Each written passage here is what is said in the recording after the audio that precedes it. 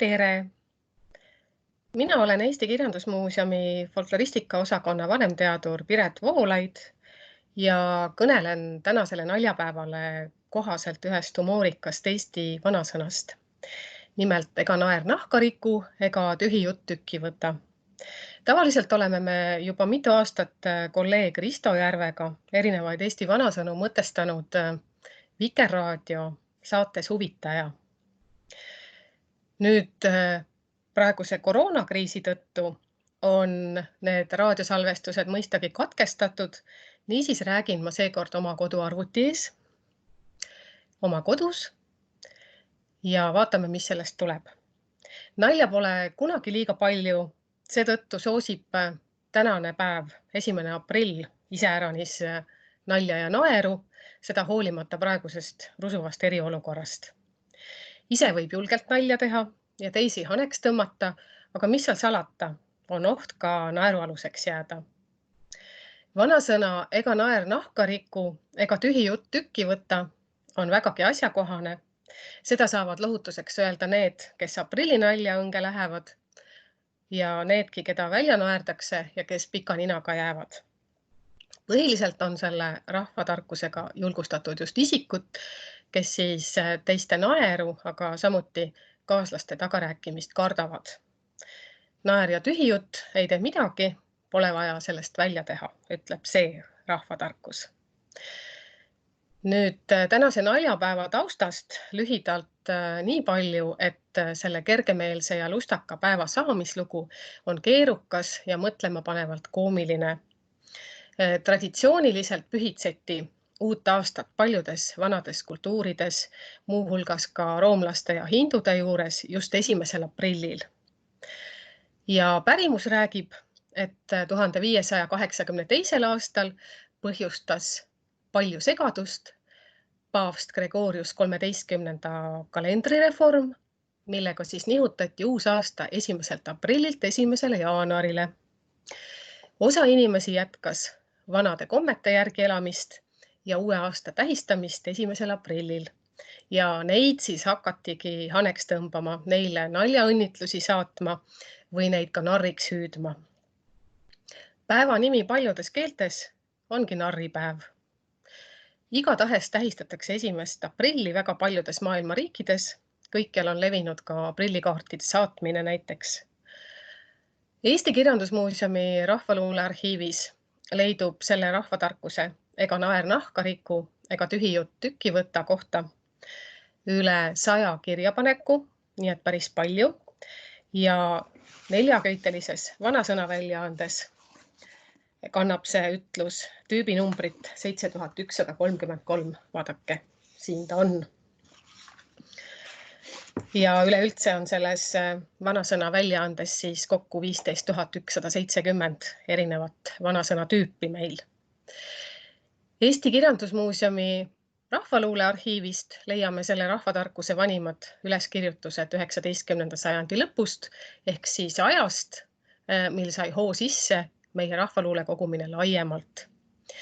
Ja see tarkuse tera leidub ka meie ida- ja lõunanaabrite kõnepruugis, nii et päris levinud on see vanasõna.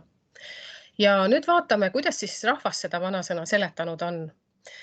Juba 1870. aastatest on näiteks Halliste kihelkonnast selline variant ilma süüta naer ja teotus ei tee inimest mitte halvaks. 1949. aastal on näiteks Tartu Maarjast kirjapanek ei naer nahka riku ega tühi jutt tükki küljest võta. Naer ja tühi jutt ei tee naerualusele midagi. Või siis 1959. aastal on meil Väike-Maarja kihelkonnast selgitus selle vanasõna kohta.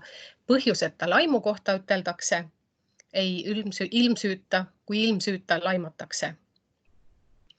Ja nõukogude ajast, juba näiteks 1986. aastast on Pilistverest üleskirjutus tühi jutt tükki ei võta, teisele ka endale lohutuseks, kui mõni alusetu lorijutt hinge täis ajab. Ja on ka Kuusalust kirjapanek ega haukumine haava tee, ega tühi jutt tükki oda, haava küll ei tee, kuid meile mõrudaks teevad küll. Seega päris mööda see ei lähe. Võib ka öelda, et nali võib ikka alati mõnikord ka solvata ja hinge minna. Nii, ja 1967. aastal on meil veel näiteks asundustest, Eesti asundustest Krasnodari Kraist on selline üleskirjutus: tühi jutt tükki ei võta ega naer nahka riku. Nii üteldi enne ja ka nüüd selle kohta, kui mõni tühja jutu pärast riidu noris. Kui me nüüd huumorist üldisemalt räägime, siis tuleb tõdeda, et head nalja peetakse positiivses psühholoogias ikka hea ja õnneliku elu soodustavaks faktoriks. Aga on olemas ka inimesi, kes kannatavad tõsise psühhosotsiaalse hirmu all, nimelt väljanaermise hirmu all, kes siis kardavad, et nende üle nalja tehakse ja solvuvad selle peale. Ja sellise hirmu kohta on küllalt hiljuti juurutatud lausa omaette termin gelotofoobia. Sellisel juhul tõlgendatakse naeru ja naermist valesti, kui üks teeb enda meelest head nalja, aga teine selle headust ei mõista ja hoopis solvub. See on siis see olukord. Ja just gelotofoobia kohta käib ka see tänane vanasõna ega naer nahka riku. Ja et tegemist on vanarahva tarkusega, saab kinnitust ka tõsiasi, et selline inimlik hirmutunne saada välja naerdud on olnud olemas ja võib-olla paljude jaoks ka tõsine tundeprobleem juba talupoja kultuuris, küllap enne sedagi. Aga sellesama idee kohta, et naer ei riku nahka, tühi jutt ei võta tükki, haukumine ei tee haava, on meie rikkalikus vanasõnakogus mitmeid muidki julgustavaid, lohutavaid mõtted. Olgu siis näiteks sellised vanasõnad, et ega sõnad auku pähe tee või haugutamine ei tee haiget, tõrelemine tõbe või ega haukumine haava tee, sõim ei hakka sõrme külge, naer ei hakka naha külge või ega nali nuud ei riku, ega nali ei hakka külge. Ja peale nende vanasõnade tasub meenutada ka üht anekdooti tänasel päeval, milles siis hirm saada välja naerdud või pidev muretunne, mis teised küll minust mõtlevad, on seostatud eestlase rahvusliku iseloomujoone stereotüübiga.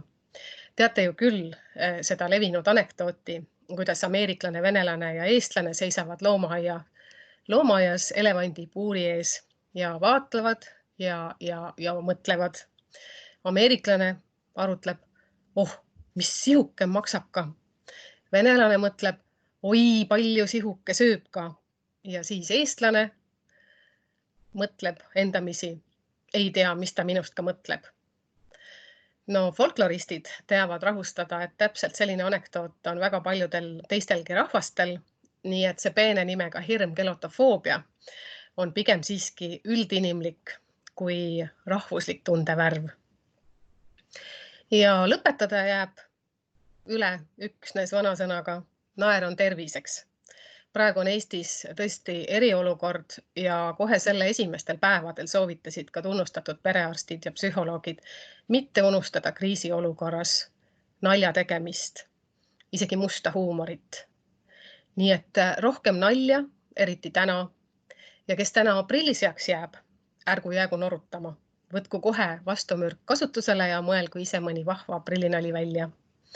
Ja sinna juurde komisegu kindlasti vanasõna, ega naer nahka riku, ega tühi jutt tükki võta.